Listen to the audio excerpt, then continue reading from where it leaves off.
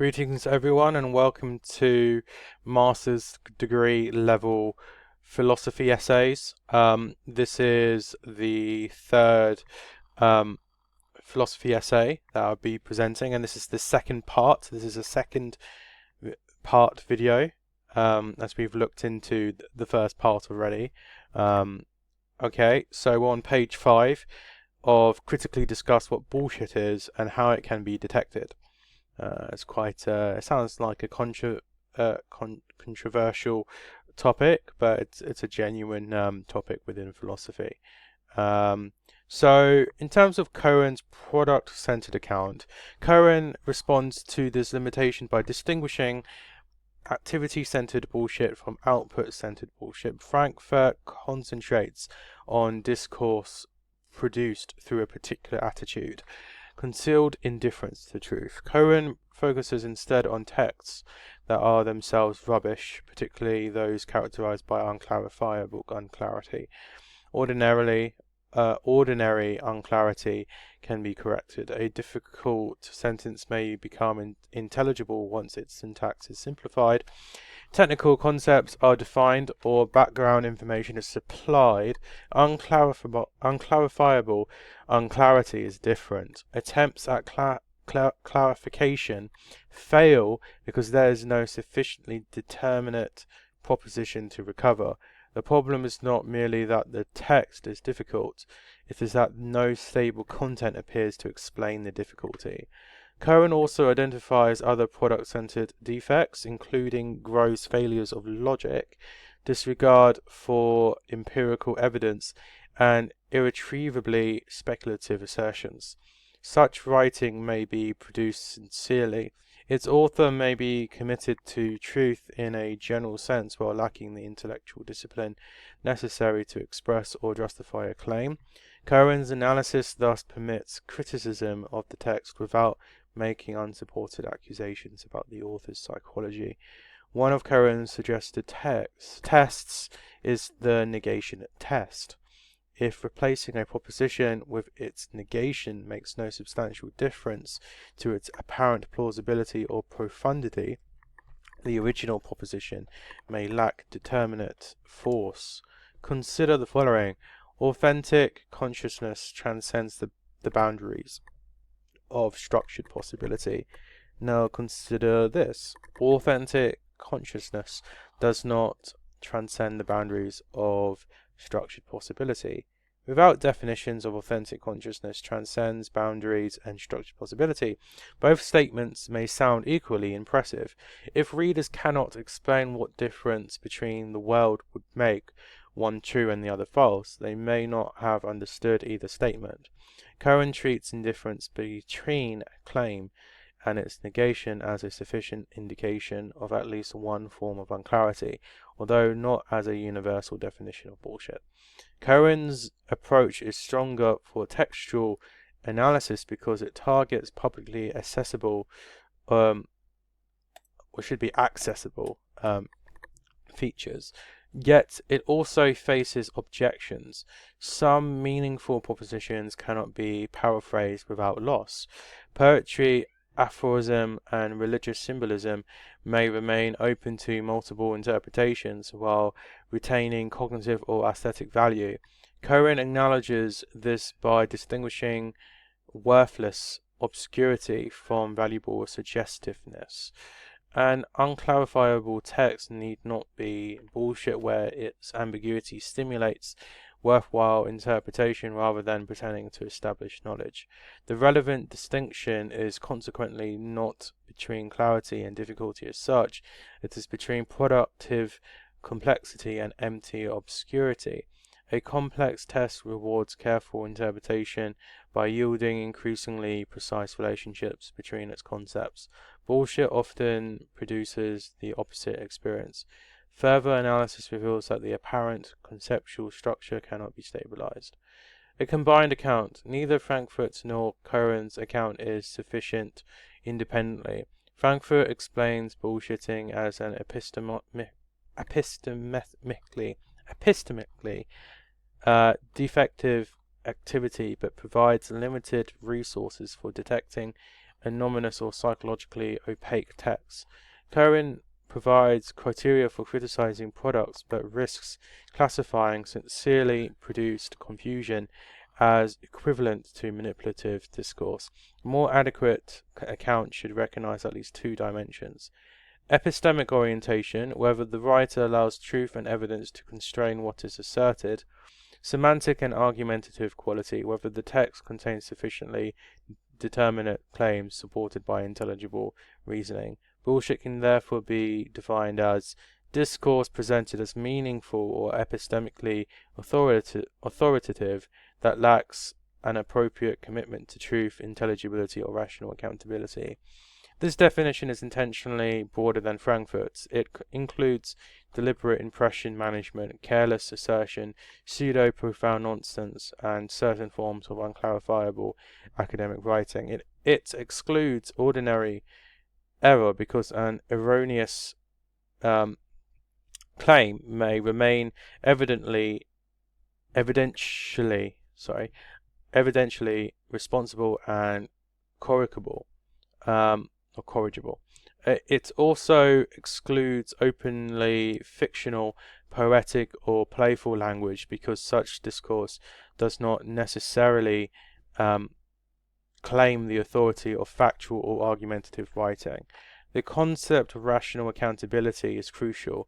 Responsible writing enables readers to ask what is being asserted, what evidence supports it, what would count against it, and how the conclusion follows. Bullshit resists these demands. It may possess the surface features of serious discourse, technical vocabulary, citations, confidence, and complexity, while avoiding the commitments that make serious discourse, again, accessible. Or accessible. So how bullshit can be detected? No detection method is infallible. The author's intentions may remain unknown, and genuinely difficult ideas may initially appear obscure. Detection should therefore produce a reasoned judgment about the text rather than a declaration based on style alone. Extract the essential claim. The first test is to ask what the author is actually asserting. The reader should attempt to rewrite the passage as one or more simple propositions without changing its substantive content. For example, the organization's strategic optimization framework generates synergistic paraphrase towards sustainable excellence. A reasonable paraphrase might be, the organization has a plan intended to improve its long-term performance. If the simplified proposition is trivial, the original terminology may be inflating an ordinary claim. If no paraphrase is possible because every key term remains unstable, the writing may exhibit unclarifiable unclarity. Paraphrasing is not a demand that every concept be reduced to everyday vocabulary. Technical disciplines require specialized terms. The relevant question is whether competent users of those terms can explain their functions, relations, and application. Define the key terms. Bullshit frequently depends upon undefined abstractions. Terms such as energy, authenticity, transformation, alignment, consciousness, innovation, and impact can possess legitimate meanings. However, they can also operate as semantic blanks into which readers project their own interpretations. A terminological audit asks, what does each central term mean in this context? Is the meaning consistent throughout the text? Can examples and counterexamples be given? Does the term perform explanatory work or merely create an impression? Meaning is not only a relation between words and objects, it also depends upon conventions, contexts, and rules of use. Philosophical theories distinguish questions about what expressions mean from questions about how they acquire those meanings. Consequently, unusual terminology is not automatically meaningless. It becomes suspect when the author cannot indicate how it should be used or what inferential consequences follow from it. identify truth conditions. For descriptive writing, the reader should ask what circumstances would make the claim true and what circumstances would make it false. I mean, a statement that excludes no possible condition communicates little about reality. I mean, consider the following. The universe gives each person the experience required for their spiritual development. Any outcome can apparently confirm this proposition. Success may be interpreted as a reward, failure as a lesson, randomness as hidden design. Because no conceivable experience seems capable of counting against the statement, it is insulated from correction. Not every meaningful proposition must be directly experimentally falsifiable.